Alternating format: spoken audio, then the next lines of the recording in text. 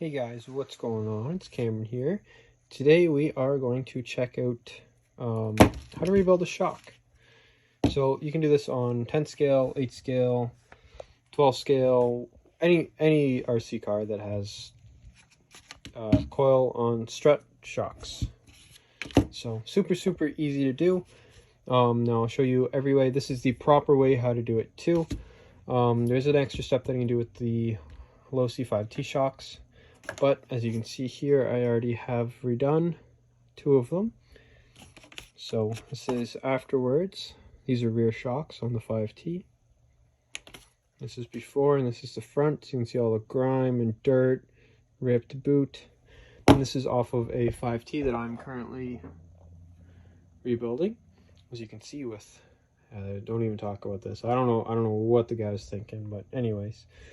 So for the losi shocks, I've got a rebuild kit here, so which includes the rubber boots, which is this part, and then all your seals, so your O-rings, and then these guys are your seals that are going to go down in here.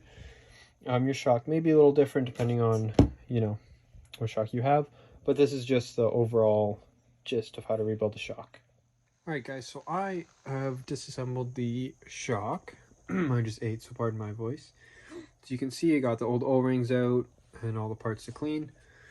So now what I'm going to do is clean every single part out of the shock, including the rod and piston. You can take it apart if you want.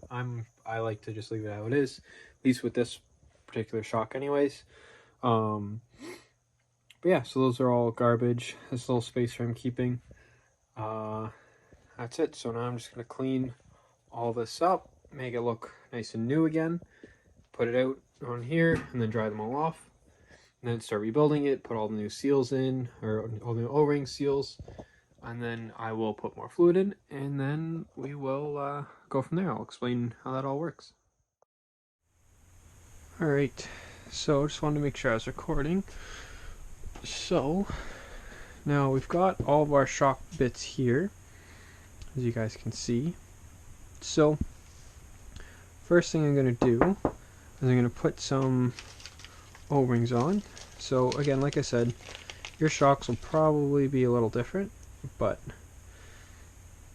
these are the 5T shocks.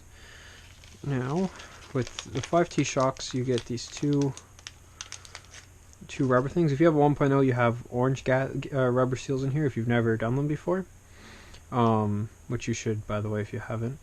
So you get these rubber ones, and then you have the spacer that came with the shock. Don't throw the spacer out because you need it.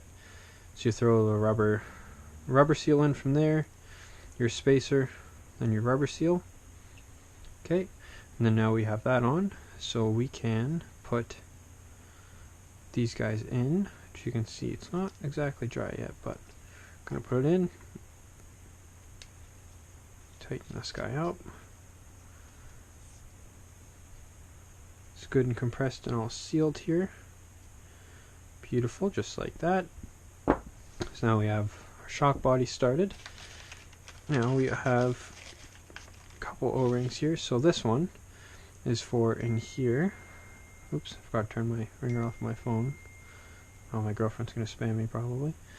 So you put in your O-ring and just threads up shock. As soon as it'll bite, there we go.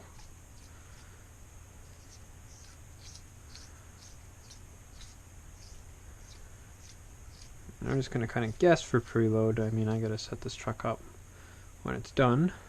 So I'll put it roughly there. Now my next thing I'm going to do here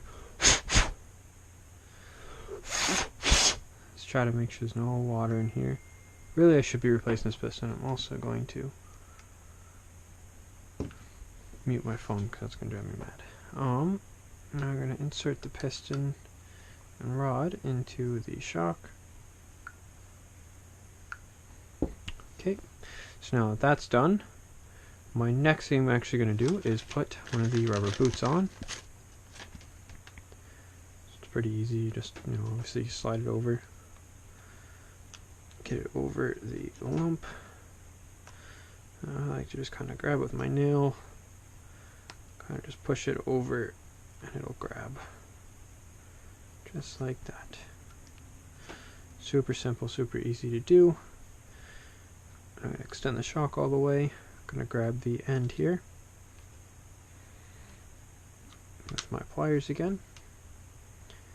Now the shock rod end, simply just going to put it on. Oop, I'm trying not to put it on crooked.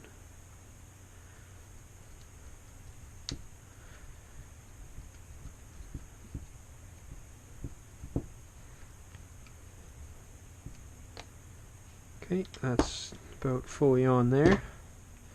So now we have our shock rod end on and our shock. So now before we do anything with this stuff, what I'm going to do, I've got my Gatorade bottle. Now obviously you can use whatever you have, but I use Gatorade bottle with a little bit of water in the bottom of it. Fits the losi 5T shocks beautifully. Now let's see if I can get a little bit of moisture out. So now in the losi 5Ts it recommends 30 weight, so that's exactly what I'm going to put in. I do have 35 and 40 if I want to go up in weight, but I'm going to judge that later.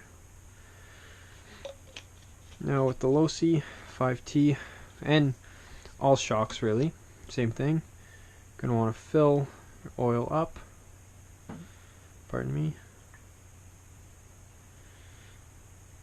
Going to want to go roughly to there.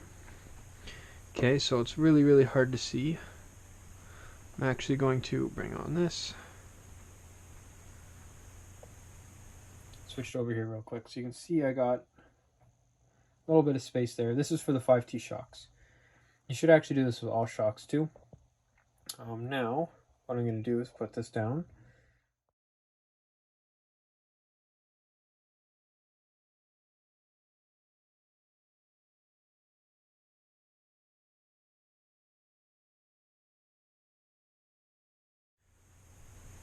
Go back to the GoPro.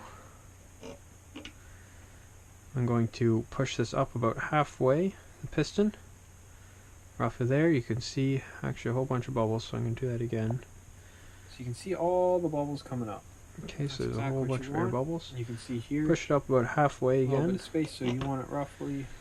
Now I'm going to switch over for the losi shocks, as well as other ones. That's a little bit too much, but losi shocks, you do have the 1.0s, probably 2.0s as well. You have a little breather hole here, which will squirt out your excess oil. So now what I'm going to do is I'm going to bring the piston back down, move it up, move it around, and then let it sit at the bottom, let all the bubbles rise out of it, and then I'm going to re-put my cap on. I got to put the bleeder valve in. A lot of these will actually have an O-ring in here. Like the rebuild kit that you can get now has an O-ring, and I'm choosing to go with the bladders instead of the O-rings because they work. They're still in good condition, the ones that I have in my shocks, so I'm going to use them. And yeah, so that's pretty well it. So next steps, once you do this, like I said, you put your O-ring in. In this case, I'm going to put a bladder in. You put your spring on, your shock perch. That's it. You should be good to go. But I let this sit. You can do it for 10-15 minutes. All the bubbles will rise out, and you'll be good to go. So thank you guys for watching, and I'll see you guys in the next one. Now, one thing I did forget to mention, it's going to be hard for me to kind of show it, but you want to have some rebound in your shock. So I push it down. See how it comes out? So you want to make sure that happens with your shock. If not, you're going to want to add more fluid. And yeah, that's pretty well it. It's pretty simple. Yeah. Anyways, that's it. Okay, bye.